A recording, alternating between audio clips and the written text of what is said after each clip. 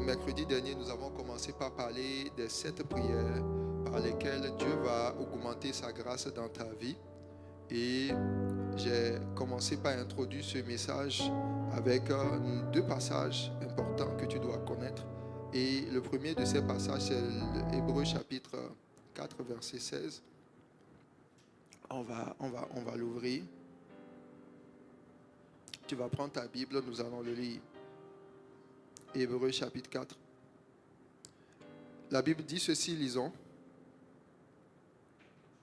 Approchons-nous donc avec assurance du trône de la grâce afin d'obtenir miséricorde et de trouver grâce pour être secouru dans nos besoins. Alléluia.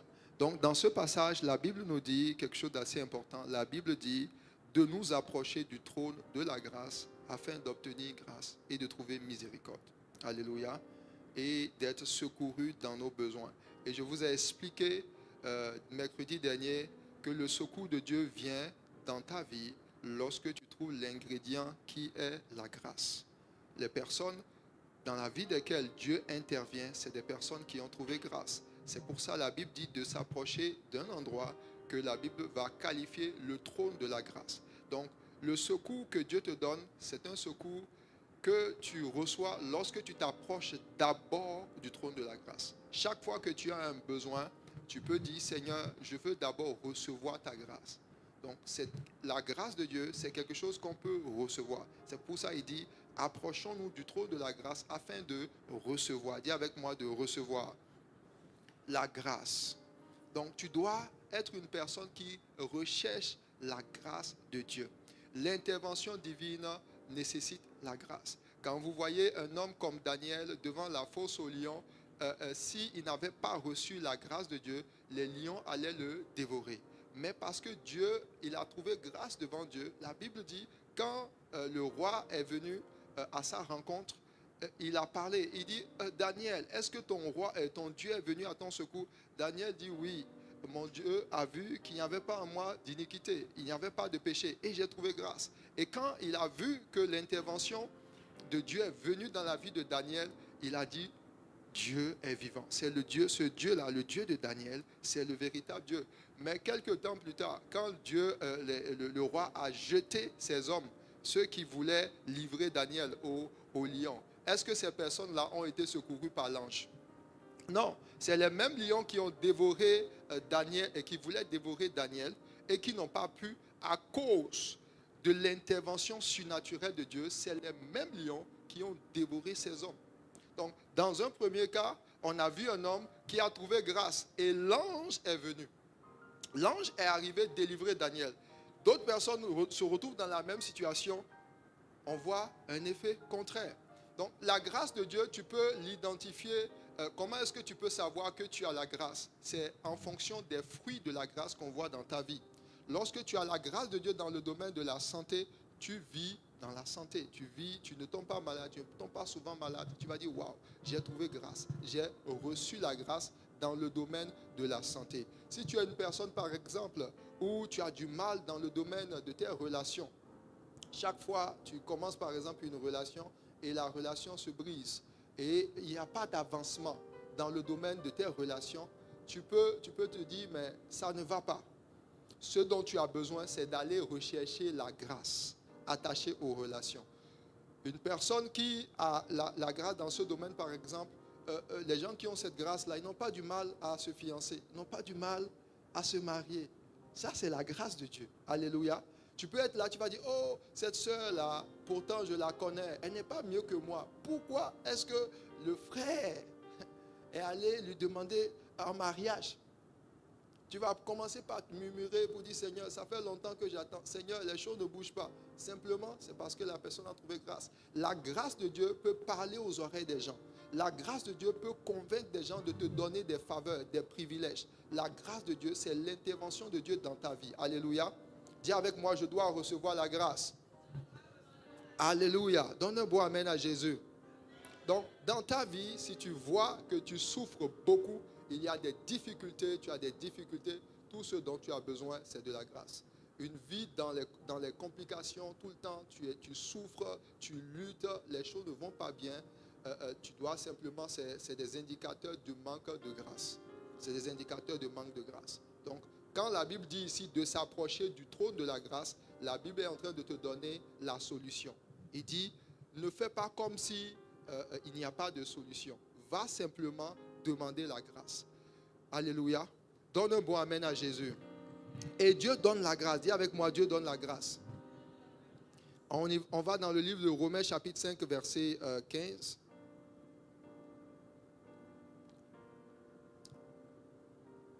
À partir du verset 17 aussi, on peut le voir.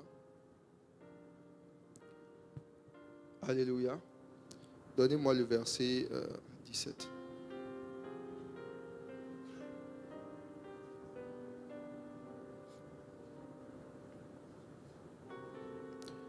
Je veux le passage qui dit ceux qui... Voilà, c'est bon.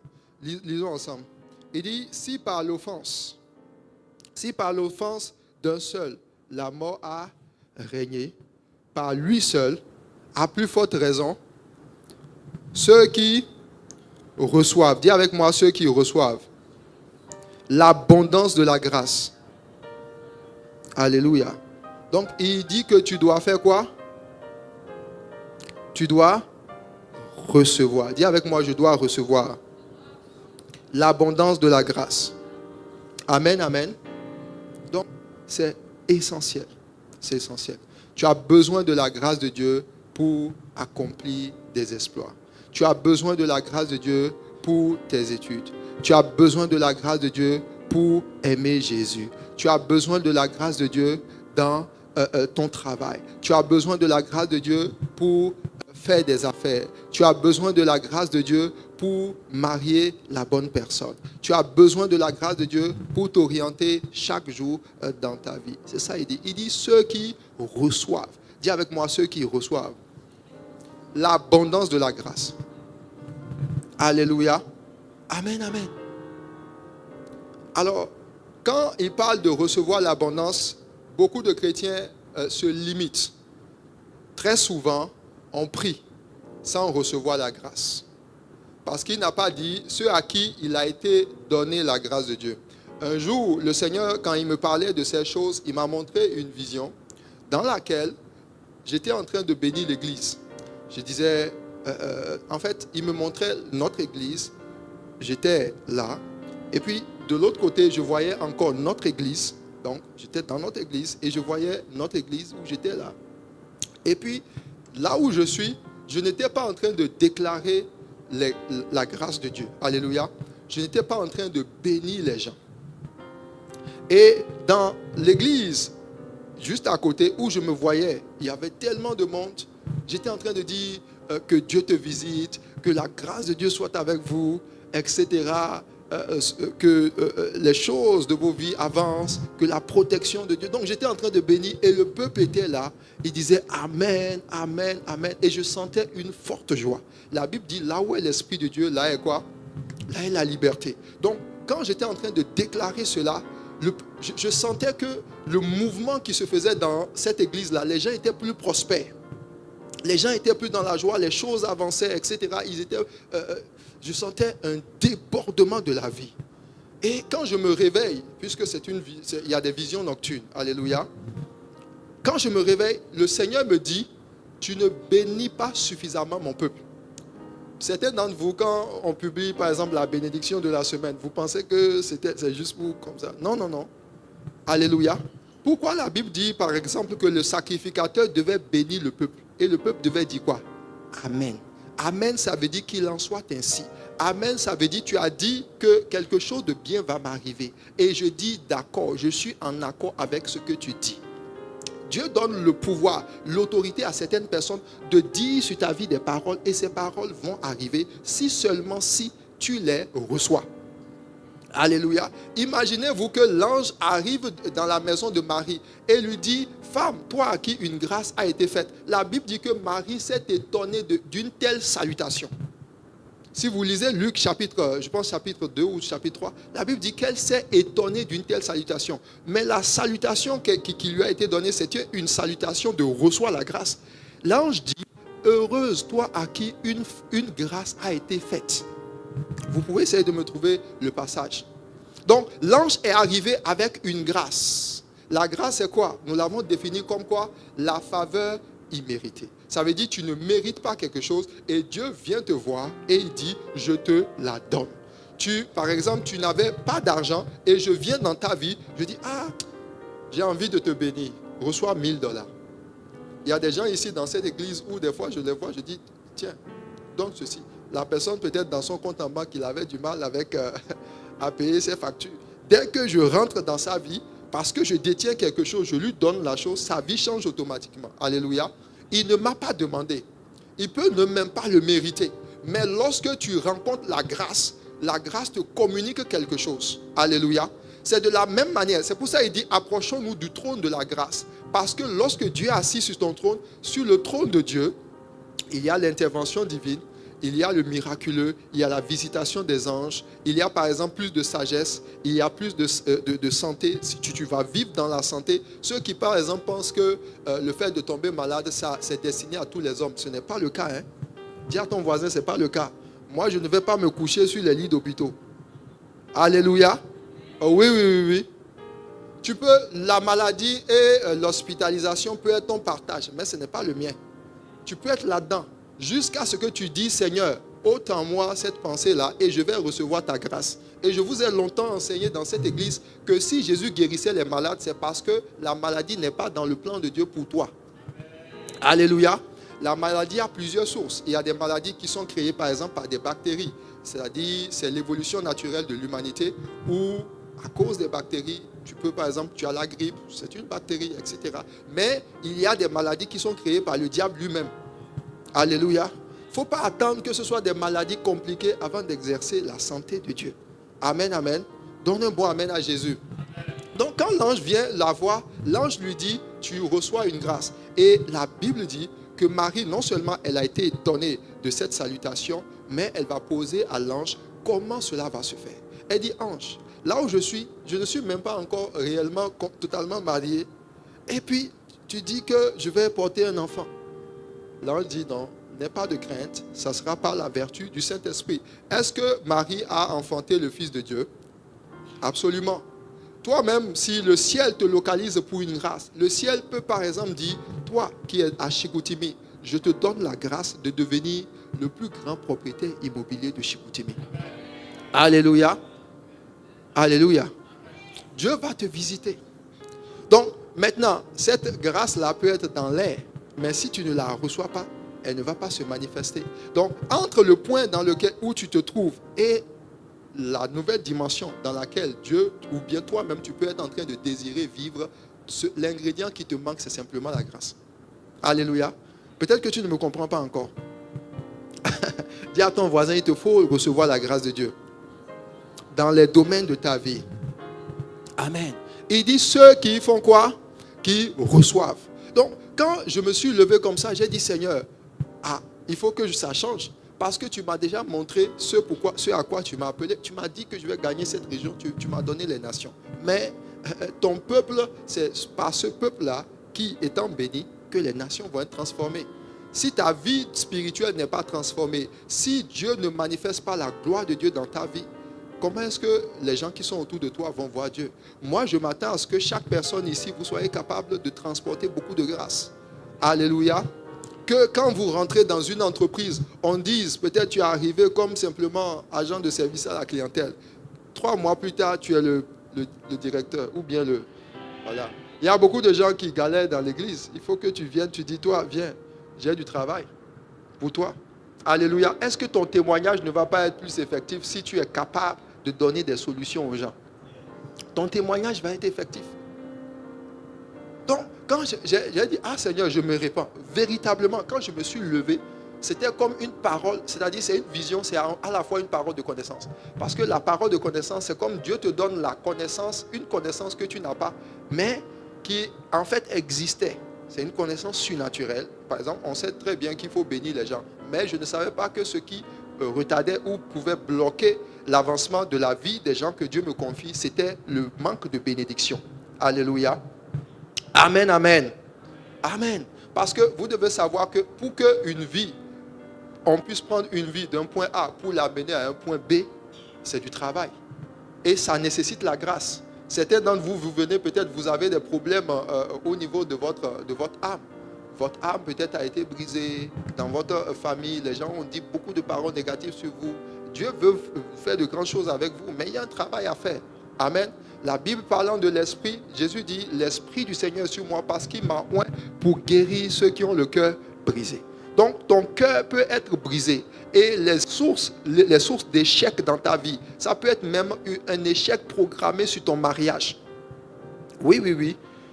Ton âme brisée peut être la source de ton échec au niveau de ton foyer. Il faut que Dieu traite cela. Ou même ton âme brisée peut faire en sorte que tu aies du mal ou que ton cheminement, c'est-à-dire ton mariage, ça prenne plus de temps. Oh, Dieu a envie que tu aies un bon couple, tu aies un bon foyer, que tu vives dans la joie. Et c'est la volonté de Dieu. Mais pour que tu arrives là, il faut que Dieu traite avec l'état de ton cœur, l'état de ton âme. Amen, amen. Dis avec moi, je dois recevoir la grâce. Donc, quand Dieu m'a dit cela, j'ai dit d'accord. J'ai dit ok. J'ai commencé par bénir l'église. Les dimanches, je prends le temps à chaque fois et je rentre en esprit et je commence par déclarer. Des fois, je vais prophétiser surtout par rapport à la protection. Parce qu'il y a beaucoup de personnes ici. Moi, je peux dormir tranquille dans la nuit, mais toi, peut-être le diable est en train de te pourchasser. Ou bien, il y a des gens comme ça, non? Voilà, moi je dors. Ah là là. Mais de toute façon, même si le diable, il passe par là, il voit ma maison, il dit cette maison-là, il ne faut pas aller là. Il fait un détour. Son GPS lui dit non. Il calcule. Et puis il change de direction. Et quand il arrive chez toi, il dit, ah, ici, là, on dirait que je peux trouver. Et il vient, il te fatigue maintenant. Alléluia. Donc qu'est-ce que je fais? Je dois te bénir de quoi? De la bénédiction, de la grâce, de la protection. Donc j'étends la grâce de la protection sur ta vie.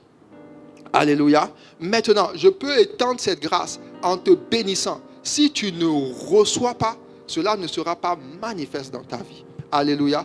C'est pour ça qu'il ne dit pas ceux à qui la grâce a été donnée. Non.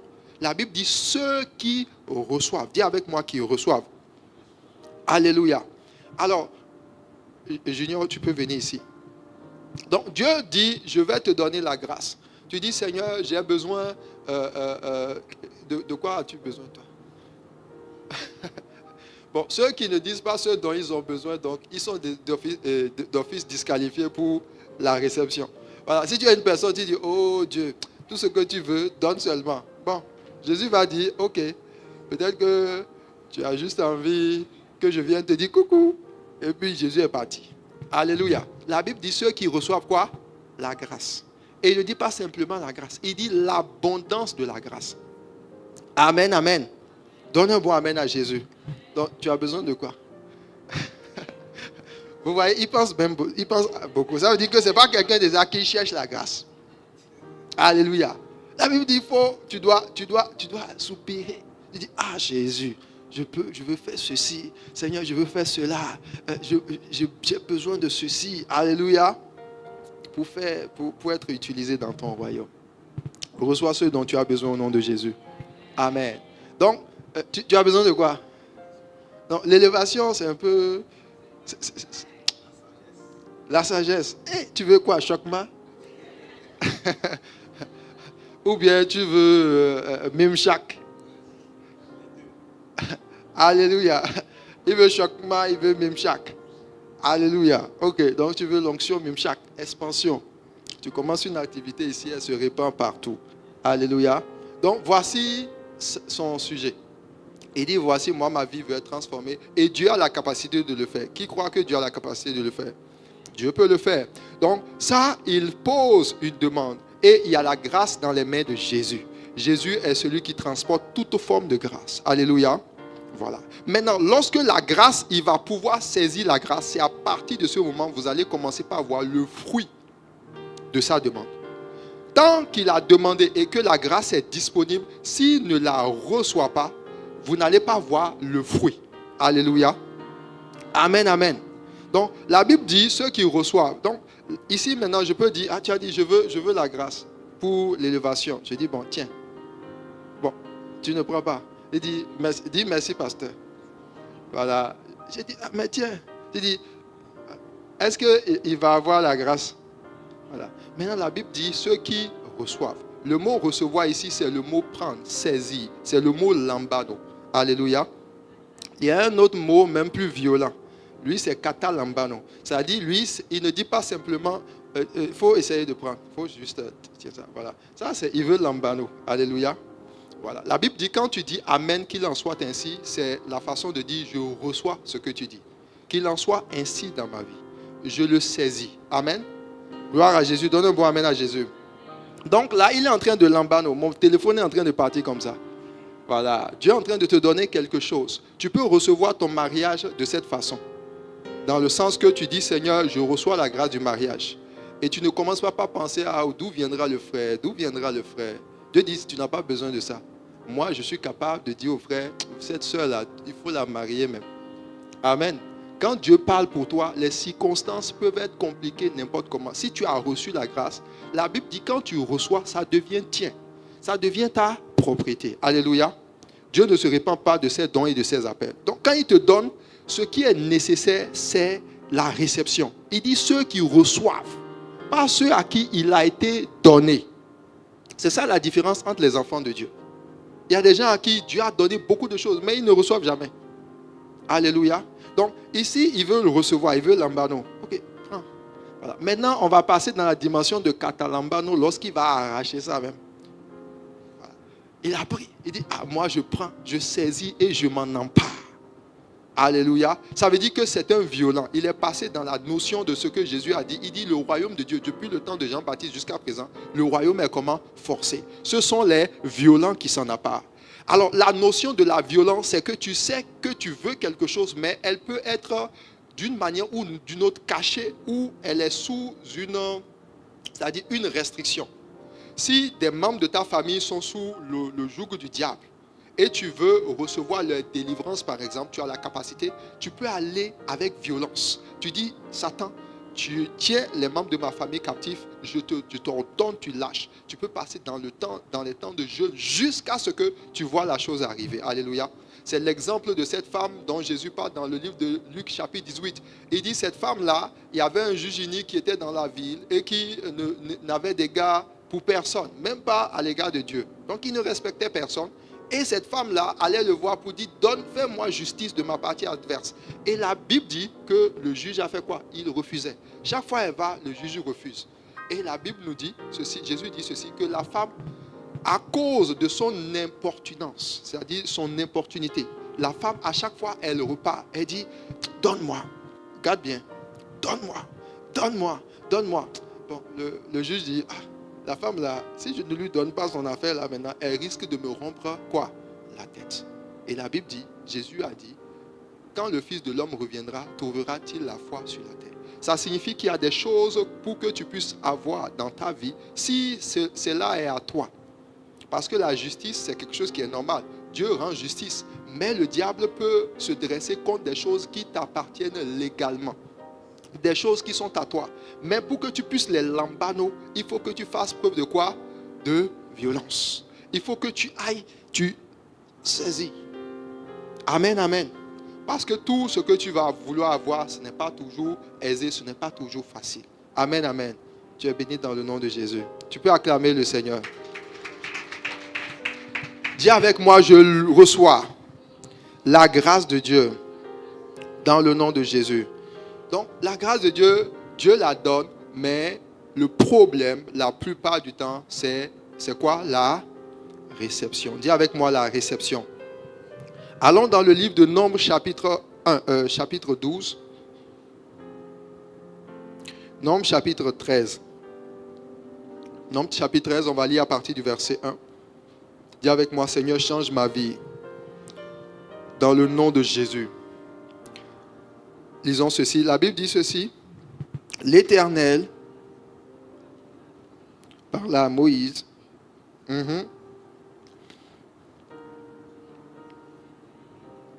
Ok. Que je fais quoi? Dieu a fait quoi? Il a donné. Il dit que je donne aux enfants d'Israël. Donc il dit, envoie les hommes, qu'ils aillent explorer, et ce pays-là, je le leur donne. Mais la Bible va nous dire au verset, on va ouvrir maintenant le verset, allons verset, un peu plus loin, au verset 33.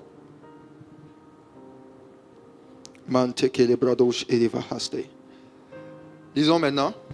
La Bible dit, et nous y avons vu les géants, enfants d'Anak. De la race de quoi? Des géants. Nous étions à leurs yeux comme des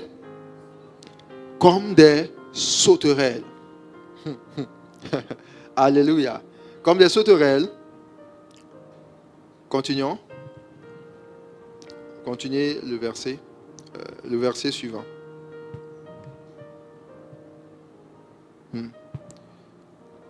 Bon. Est-ce que tu es là? Toute l'assemblée, alléluia, toute l'assemblée fait quoi? Éleva la voix et poussa des cris. Alléluia. Dis avec moi, poussa des cris. Donc, les cris dont il s'agissait, ce n'est pas des cris de « Oh, on va recevoir la terre ». Non, c'était de « Oh, qu'est-ce qui va arriver? Je risque de me perdre. Il risque de nous détruire, etc. » Ils ont commencé par pleurer, ils ont commencé par murmurer. Et le peuple pleura pendant la nuit. On continue la lecture. Ils ont commencé par se plaindre, ils ont commencé par se lamenter. Oh, pourquoi les choses ne vont pas bien dans ma vie? Pourquoi c'est difficile? Pourquoi je suis abandonné? Dieu m'abandonne. Pourquoi Dieu fait ceci? Ils ont commencé par murmurer. Pourtant, Dieu leur avait donné. Alléluia. Donc, ce qui empêche la réception, c'est les murmures. C'est les murmures. C'est le fait que tu n'as pas suffisamment confiance dans ce que Dieu te dit. Parlant de la façon dont on reçoit, quand Moïse, Dieu va dire, les enfants d'Israël vont demander à Dieu, dans leur murmure, ils vont dire, ah, nous voulons manger de la viande. La Bible dit que Dieu a fait venir, Dieu a dit, ok, dis à ses enfants, à ce peuple que je vais faire venir suffisamment de viande. Ils vont manger non pas un jour, mais ils vont manger pendant tout un mois. Et Moïse a dit, ah Seigneur, est-ce que tu vas prendre tous les poissons de la mer pour donner à ce peuple rebelle là? Comment tu vas faire? Parce que nous sommes dans le désert. Et Dieu répond à Moïse, il dit ceci. Il dit, y a-t-il quelque chose qui soit comment? Impossible à Dieu. Donc ça signifie que Dieu est capable de faire tout ce dont tu as besoin. Il n'y a rien qui lui soit impossible. Dis à ton voisin, il n'y a rien qui soit impossible à Dieu. La seule chose, est-ce que tu es comme ces 10 espions-là qui sont revenus en train de dire, ah, ils ont commencé par vanter les problèmes. Alléluia. Dis à ton voisin, fais attention à ta bouche. Ce sont tes propres paroles qui te disqualifient de la grâce. Alléluia. Si tu as des paroles incrédules, puisque la grâce est généralement quelque chose qui dépasse ton entendement, tu dois l'aborder avec beaucoup d'humilité. Amen, amen. Tu dois dire, Seigneur, si tu as dit la chose, c'est que la chose peut arriver. Si tu vois quelqu'un qui est à côté de toi, qui pense à de grandes choses, il ne faut pas dire, toi, comment se fait-il que tu penses à ces grandes choses-là? Il y a beaucoup de personnes, si tu commences par leur dire, je rêve voyager dans tout le monde, je serai un grand homme d'affaires, une grande femme d'affaires, je vais faire des exploits, etc. Ils te regardent comme ça. Toi qui n'arrives même pas à payer ta scolarité, là, il faut laisser ton affaire. Alléluia. Pourquoi? Parce qu'ils sont comme ces espions-là. Ils disent non, c'est vrai, Dieu a dit qu'il te donne les nations, il te fait ceci, il va faire de grandes choses au travers de toi. Mais quand on regarde les géants, quand on regarde les adversités, ce n'est pas la peine. Là, pourtant, la Bible dit que Dieu a donné. Donc, entre le moment que Dieu leur a donné et le fait qu'ils parlent, ce qui les en a disqualifiés, c'est leur façon de penser, leur perception. Donc, la façon dont tu vois les événements, c'est ce qui peut t'empêcher de te priver de jouir de la grâce. Dans le même sens, quand l'ange est venu voir Zacharie, Zacharie a douté du fait que sa femme puisse enfanter. Et puisque c'était un dessein de Dieu, c'était un arrêté prophétique, c'est-à-dire Dieu a décidé qu'au travers de Zacharie, Jean-Baptiste puisse venir, l'ange ne pouvait pas révoquer ce que Dieu a décidé. Mais dans beaucoup de cas, il y a des choses comme ça, l'ange dit, ok, la personne là n'a pas la foi, et puis il repart avec l'exaucement. Ce que l'ange a simplement fait, c'est de lui dire, tu n'as pas cru, tu seras muet jusqu'à ce que cela arrive. Alléluia. Dis avec moi, je dois recevoir la grâce de Dieu, mais avec la foi. Amen, amen. Donc, pourquoi est-ce que ces 10 espions n'ont pas pu saisir l'héritage à cause de la façon dont on reçoit dans le monde de l'esprit? Dis avec moi, dans le monde de l'esprit, on reçoit d'une manière. Physiquement, pour que tu reçoives quelque chose qu'on te donne, tu as besoin de quoi? De tes mains. Tu dois saisir la chose physiquement. Mais lorsque Dieu veut te donner quelque chose de spirituel, quelque chose d'intangible, il te faut le recevoir également avec des mains. Et les mains que tu tends pour recevoir, c'est ton cœur. C'est ta foi. C'est pour ça que la Bible dit, la foi est la ferme assurance des choses qu'on espère. Ça veut dire que tu as dit, moi j'espère que j'aurai le téléphone, je l'ai saisi, il est maintenant mien. À partir du moment où ces espions, malgré que Dieu a dit, je vous donne, ils ont commencé par contempler les difficultés, contempler les épreuves, la chose ne pouvait pas leur arriver parce qu'ils n'ont pas saisi. Alléluia. Donne un bon amen à Jésus. Donc, chaque fois que tu vas t'approcher de Dieu dans le domaine de la prière, il faut que tu te rappelles qu'une chose que tu dois faire, la première chose que tu dois faire, c'est d'identifier la grâce que tu veux recevoir. Dis avec moi, je dois identifier la grâce que je dois recevoir. Je dois demander la grâce. Alléluia. Tu peux demander la grâce. Et ensuite, maintenant, tu dois faire quoi? Tu dois la recevoir. Et tu la reçois comment? Avec ton cœur. Tu dis, Seigneur, Amen. Je crois que ce que tu as dit, tu vas le faire. Alléluia. Dis avec moi que la foi de Dieu soit mon partage. Dans le nom de Jésus. Donc, les gens qui reçoivent beaucoup d'abondance de la grâce, c'est des gens qui développent ce qu'on appelle l'ingrédient de l'assurance. L'assurance. C'est pour ça qu'il dit dans Hébreux chapitre 4 que nous avons dit, il dit, approchons-nous du trône de la grâce comment? Avec assurance. L'assurance, tu as besoin d'assurance pour recevoir la grâce. Tu as besoin d'assurance. Si tu es une personne qui doute par tes propres paroles, tu te maudis des fois même. J'entends beaucoup de personnes qui disent, ah, moi je ne suis pas beaucoup intelligent. Oui. Ils disent, de la famille, je suis le moins intelligent. Ça, c'est pas bien. Tu ne dois pas dire ça sur ta vie. Alléluia. Tu dois dire, par Christ, je puis tout par Christ qui me fortifie. Je suis une personne intelligente. Je suis capable de toutes choses. Si dans le domaine, tu veux avoir une grâce dans le domaine des affaires, je t'assure tout. Même si jusqu'à présent, tu n'as jamais vendu quelque chose et tu commences par dire, Seigneur, je crois que tu peux m'utiliser dans ce domaine. Et tu peux aller recevoir la grâce. Tu vas voir que ta mentalité va commencer par changer. Tu commences par dire, Seigneur, la sagesse dont j'ai besoin, tu me l'accordes dans le nom de Jésus. Alléluia. Et l'assurance fait en sorte que tu vas maintenant agir conformément à ce que tu crois. Dans le cas des espions, quand Dieu leur a donné le territoire était déjà à eux. Mais c'était maintenant à eux de faire quoi? De prendre possession. Maintenant, ils ne peuvent pas prendre possession déjà s'ils se rendent compte, ils disent eux-mêmes que le territoire est imprenable. Est-ce que Dieu a donné? Dieu a donné. Mais leur propre parole les empêchait de faire l'acte supplémentaire. Reçois la grâce dont tu as besoin dans le nom de Jésus. Amen, amen. Alléluia. Et quand tu as l'assurance maintenant, c'est là que tu rentres dans ce qu'on appelle la démonstration de la foi. Et le monde, ça dit, Dieu lui-même attend la démonstration de la foi.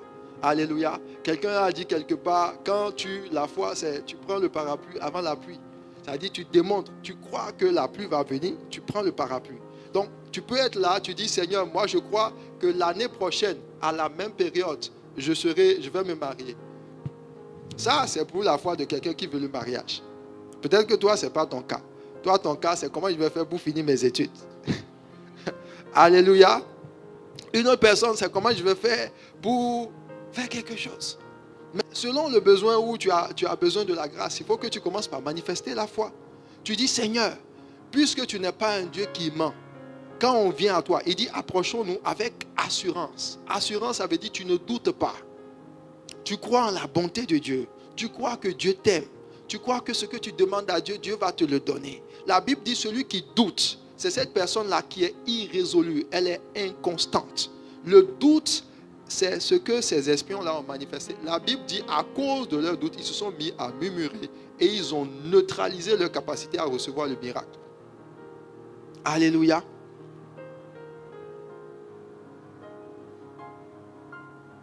Gloire à Jésus. Est-ce que tu es prêt à recevoir la grâce de Dieu? Dis avec moi, je reçois. Je l'embano dans le nom de Jésus. Tout ce que Dieu a de bon pour moi, je m'approche de lui avec assurance et je saisis les grâces qu'il a en ma faveur dans le nom de Jésus. Je reçois toute espèce de grâce pour que ma vie évolue, pour que ma vie avance. Je reçois la grâce dans la prière. Je reçois la grâce dans le jeûne. Je reçois la grâce dans le service.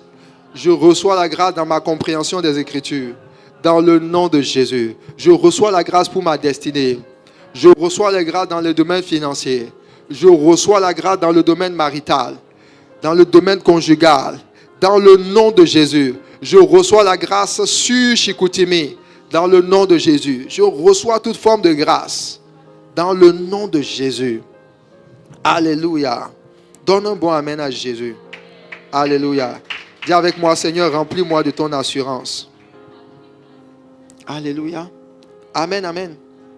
Alors, puisqu'il y a des grâces, on a dit que les grâces, on les recevait.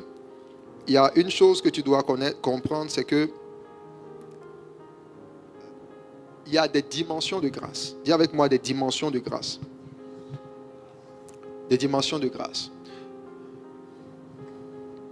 Nous avons défini la grâce comme étant une faveur, quoi? Amen. Donc, Dieu, parce que Dieu te voit et il dit, voilà, tu ne mérites pas, mais je te le donne. Dieu donne. Alléluia. Et la grâce vient de Dieu. Maintenant, puisque la grâce vient de Dieu, il faut savoir comment on s'approche de cette grâce. Tu peux dire, Seigneur, moi je viens par exemple pour recevoir la grâce dans le domaine de mon travail. C'est une forme de grâce, n'est-ce pas? Quelqu'un va aller chercher une grâce pour gagner des milliers, des millions de personnes à Christ. Qui veut recevoir cette grâce-là? Oui, il faut une grâce pour évangéliser. Si tout le temps quand on dit allons évangéliser, toi tes jambes tremblent comme ça. Ça veut dire que tu n'as pas la grâce. Alléluia. Si on dit prions, tu dors. Ça veut dire que tu n'as pas la grâce. Alléluia. Si on dit c'est le moment de donner à Dieu et tu ne donnes pas, ça veut dire que tu n'as pas la grâce. Est-ce que tu sais qu'il y a ce qu'on appelle le don de libéralité? Il y a des gens comme ça, ils sont, voilà, dès qu'ils te voient, avant même que tu ne demandes, ils te donnent. Or, la Bible dit qu'il y a plus de bonheur à donner qu'à recevoir. Et celui qui donne, c'est quelqu'un que Dieu bénit. Alléluia. Donc, si tu vois que dans ton cœur, tu as beaucoup du mal à donner aux gens, tout le temps, toi, tu te demandes. Même les choses émotionnelles, tu as envie que tout le temps, les gens te donnent. On te donne, on te donne. Ça signifie que tu manques de grâce au niveau de la libéralité. Tu peux te demander ça. Tu vas devenir une personne qui est abondante. Les gens vers qui les gens vont souvent, très facilement, c'est des gens qui ont le don de libéralité. Voilà. Pour que les gens puissent te reconnaître comme étant une source de bénédiction dans leur environnement, tu ne dois pas être une personne qui reçoit souvent. Tu dois être la personne qui donne. Tu peux mettre ce principe-là en application dans ton domaine de travail, dans ton lieu de travail. Beaucoup d'enfants de Dieu ne sont pas distingués, ne sont pas promus parce qu'ils sont des récepteurs, ils ne sont pas des donateurs. Si par exemple, on te forme dans ton entreprise, je suis en train de parler actuellement à quelqu'un qui doit connaître une promotion.